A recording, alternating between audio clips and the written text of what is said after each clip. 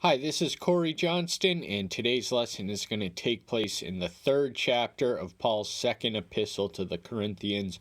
We just want to briefly review what we read in the two chapters which come before the one we'll be covering verse by verse. In the opening chapter, he gives a customary greeting in the first two verses. Then he pays homage to the Father of mercy and Elohim of all comfort, who is comforting us in all our persecutions, enabling us to comfort those who are in every persecution, through the comfort with which we ourselves are comforted by Elohim. So his comfort is sufficient for any amount of adversity or affliction. His presence and his grace and his abiding power is a source of comfort, which enables us not only to be comforted, but to comfort others who are similarly being persecuted in the same path and calling that we are on. Then Paul sort of, after he expounds more fully on the Father of comfort, that means the originator in the Hebrew language and what he can do, he explains his change of plans. To summarize, he was en route to Macedonia, en route to Judah to make his way home. He had wanted to go to through Corinth, but then in the 23rd verse we learned that Elohim prevented him from coming to Corinth, but he was writing to them nonetheless. So he had intended to visit them. Now, he wrote the first book of the Corinthians in the year 55 AD. The writing of the second is dated somewhere about the year 57 AD. Then he gives an admonishment for forgiveness as a principle to be observed in church fairs as a principle, so that on the contrary you should rather forgive and comfort, lest somehow such a one be swallowed up with too much sadness. So sadness has a destructive, divisive potential which can tear any assembly asunder, but the way to preserve it intact is the spirit of forgiveness, to take no account of the offense, to not take it personally, to let it slide. In whom you forgive anything, I do also, for indeed I have forgiven anything. I have been forgiven that one for your sakes in the sight of the Messiah. And because the Messiah forgives our sins, we are duty bound to forgive everyone who offends and wrongs us. That's just the minimal mandatory duty. It is not extra credit for being a forgiven person is to be forgiving. So he who is forgiven must be forgiving if they plan on staying forgiven. Then we read of the new covenant, beginning with the ministerial standards, which begin in the second chapter, bleed into the third. Then we're going to be covering on the respective radiance and splendors of the old and new covenants. But first, we just want to read without commenting extensively what begins in the 14th verse of the second chapter. But thanks be to Elohim, who always leads us on to overcome in Messiah, and manifests through us the fragrance of his knowledge in every place, because we are to Yahweh the fragrance of Messiah among those who are being saved, and among those who are perishing. To the ones we are the smell of death to death, and to the other the fragrance of life to life. And who is competent for these? So there's a similar dichotomy of which he writes, the message of the cross being foolishness to them who are perishing, but for us who are being saved, it is the wisdom and power of Elohim. They are the ones who regard the good news proclamation as a sweet-smelling aroma, and he compares his ministerial tasks sort of to an old covenant priest who carried incense and fragrance, lit them on behalf of humanity to theoretically please Yahweh with a sweet-smelling aroma, and this was the fragrance of life that he was a vessel of. For we are not, as so many, merchandising the word of Yahweh, but are of sincerity, but as from Elohim, in the sight of Elohim, we speak in Messiah. So it wasn't about the money, it wasn't about the messenger, it was always and only about the message, who was a person who paid the price of our salvation, and Paul accepted no salary for telling the story of the one who gave his life as a ransom for all. He did it without merchandising. He could have made money. He was a skilled preacher and an effective evangelist, but he opted not to. Nevertheless, he was realistic enough not to impose his own Spartan standards on the church at large for its future growth. In the 9th chapter of First Corinthians, now we're going to continue on the trajectory of which began in the 2nd chapter about ministers of the new covenant. Are we to begin to recommend ourselves again, or do we need, as some, letters of recommendation to you or from you? Now, the ones who relied on the letters of recommendations were the Judaizers. These were an early heretical sect who were the sort of Pharisaic early Christians. They insisted on circumcision. They had strong ties with the Jerusalem assembly. So even though the Messiah dealt decisively with the Pharisees in his own lifetime, after he had gone, some Pharisaical Christians had crept in, imposed their legalistic, and they carried letters from the Jerusalem assembly. They had the reputation of those who were entrusted in authority, and that was sufficient for them. But he had the direct revelation and selection and authority from the Messiah himself, even though he carried the authority and letter of recommendation from the high priest to stamp out the Christians. While en route to arresting them, he was arrested and enlisted for his service and was never the same. So henceforth, from that time forth, and for all intents and purpose forever, he would have the authority of a delegated apostle. You are our letter, having been written in our hearts, knowing and read by all men. So he's elevating and exalting the audience, the Corinthian congregants, to his letter. It's not a letter written in ink or parchment, but written on the heart, which is visible, known, and read by all man. So to reduce it to a slogan, you might be the only Bible someone else ever reads. Your life and your actions and how you live your life can be a letter as effective as any written testimony. Our testimony of actions are every bit as effective and necessary and equal as our testimony of words, and they have to be written in our heart and exude therefrom, and to be known and read and understood by all who witnessed, because we witness as lighthouses. So the object of being witnessed is to be noticed and to bear effective witness to the one we witness to. Making it obvious that you are a letter of Messiah, served by us, written not with ink, but with the Spirit of the living Elohim, not on tablets of stone, but on fleshly tablets of heart. So there's a lot of things that are distinct about this living epistle.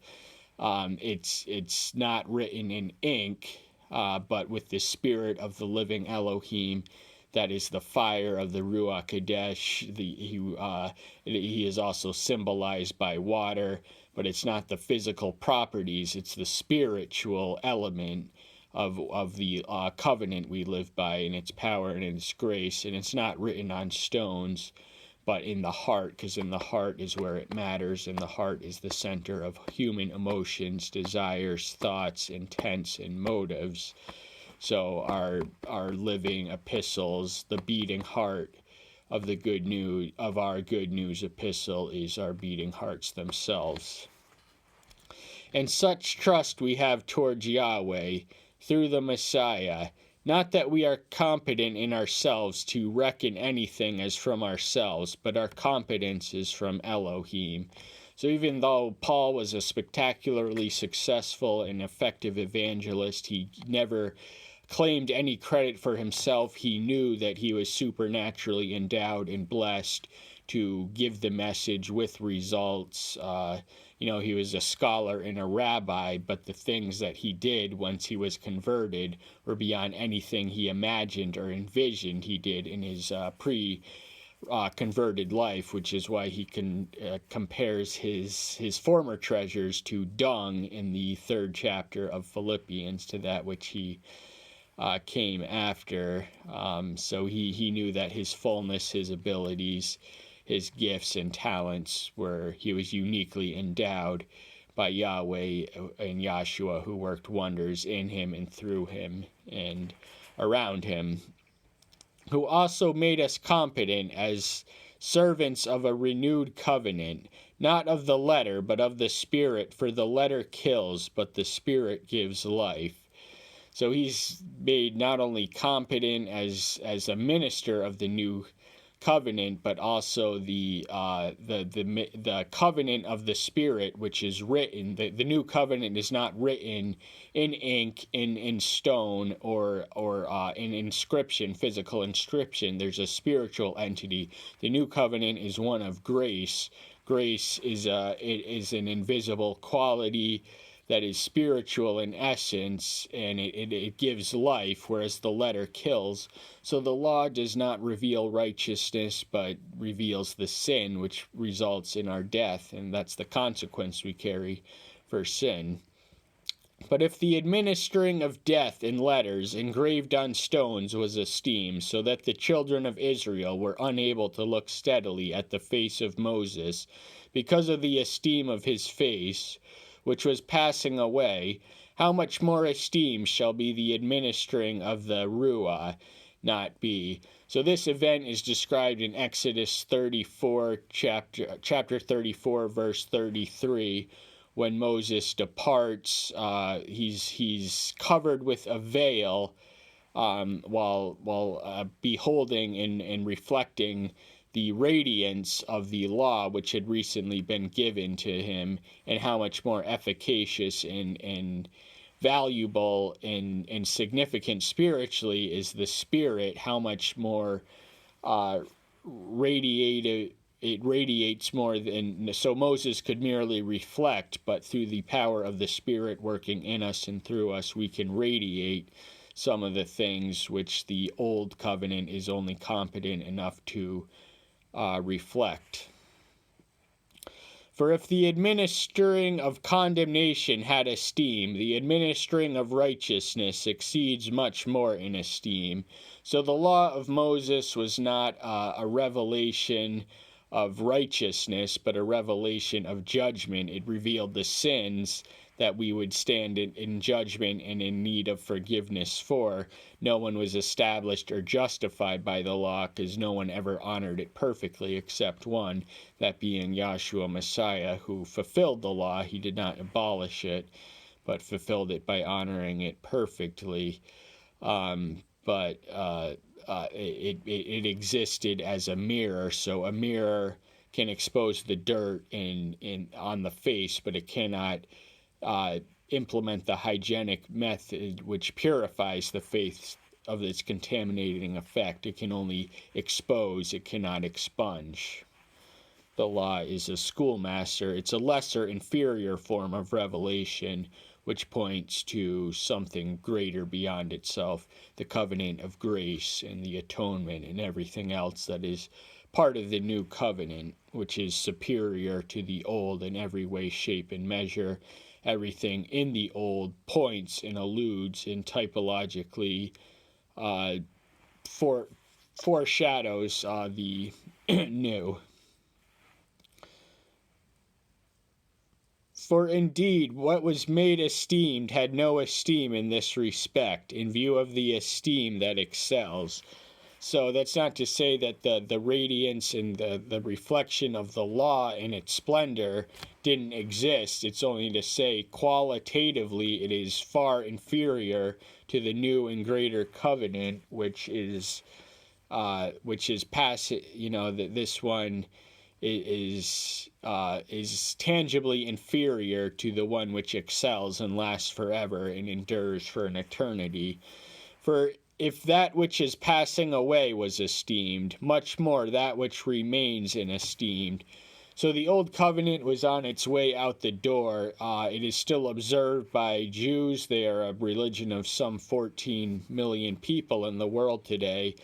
but this was at a critical turning point of dispensational history from Judaism to Christianity. The Old Covenant was passing away. It did try and linger on, but it was mostly expelled by the 2nd century.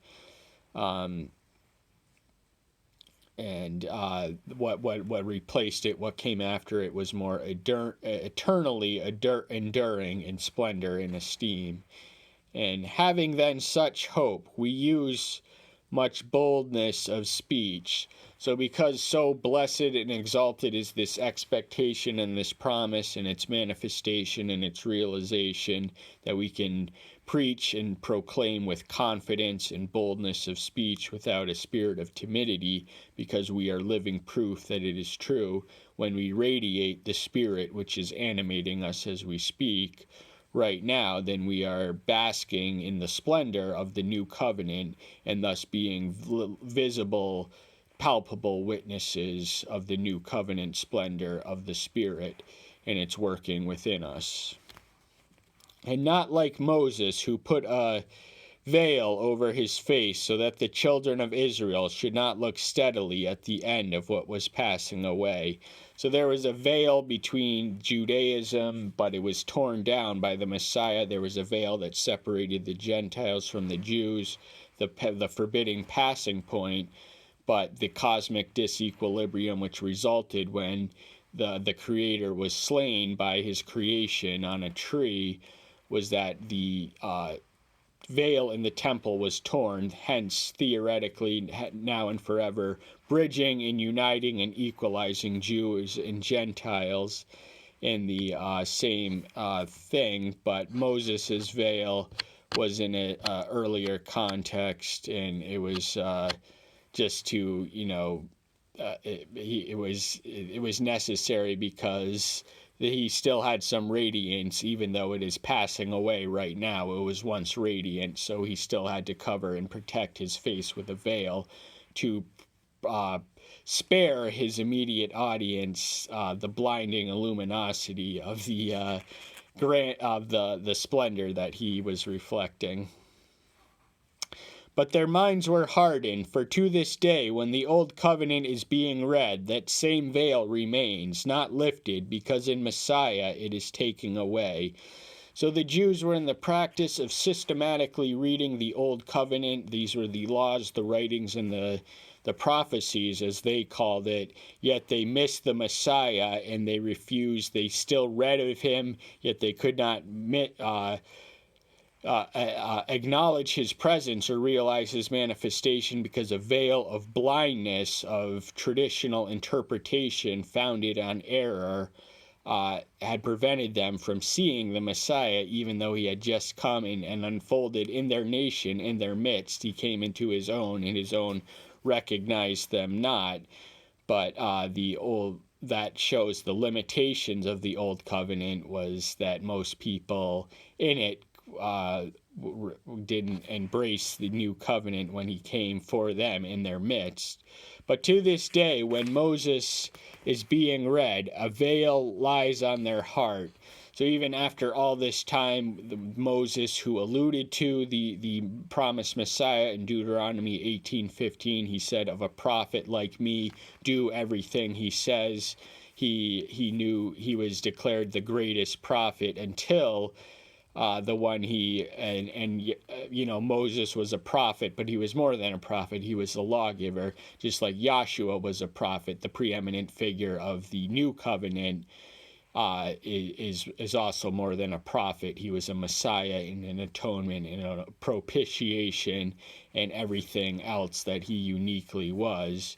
So I did a comparison between Moses and the Messiah about their respective grades of splendor. You can type in Corey Johnston, Moses and the Messiah for biographical comparison between the preeminent figures of Judaism and Christianity, respectively. Now, and when one turns to the Master, the veil is taken away. So when they turn to the Master, the veil of blindness and ignorance, which prevents them from seeing him, is open because they turn to him. So you have to have a mind and a heart that is open to his manifestation and his revelation and reality in your life. You have to turn to him in order for him to become real, and that veil, that slate of blindness and ignorance will no longer prevent you from seeing him, because he will take it away when you turn to him. Now, Yahweh is the Spirit, and where the Spirit of Yahweh is, there is freedom. So these are two members of Yahweh is himself a spirit, a spiritual being, and he is the source of freedom. Freedom is agency, not license. One of the consequences of the covenant of grace is Christian liberty, and Paul has much to say on this in chapters such as Romans 14 and other chapters elsewhere. But it is part of the new covenant. But we don't really have the time to address any of the subjects. We've done other ones. You can type in Corey Johnston, Romans 14 for the acceptable limitations and observances of Christian liberties. We really only have time for one more verse today. And we all, as with unveiled faces, we see as in a mirror the esteem of Yahweh, as being transformed into the same likeness, the esteem to esteem, as from Yahweh the Spirit. So the connectedness between the two members of Elohim, Yahweh, and the Spirit can be replicated in our own lives by seeing in the mirror his esteem, which transforms the likeness or the image of us, of his own esteem.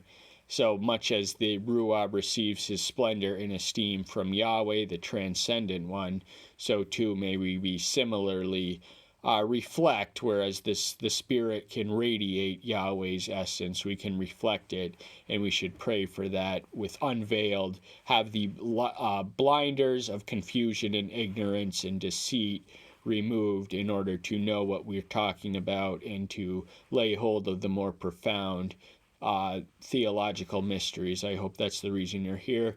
That's all the time we have for today. Thank you so much. I'm so glad you're here. So glad to see you. See you next time. Take care until then. Bye-bye.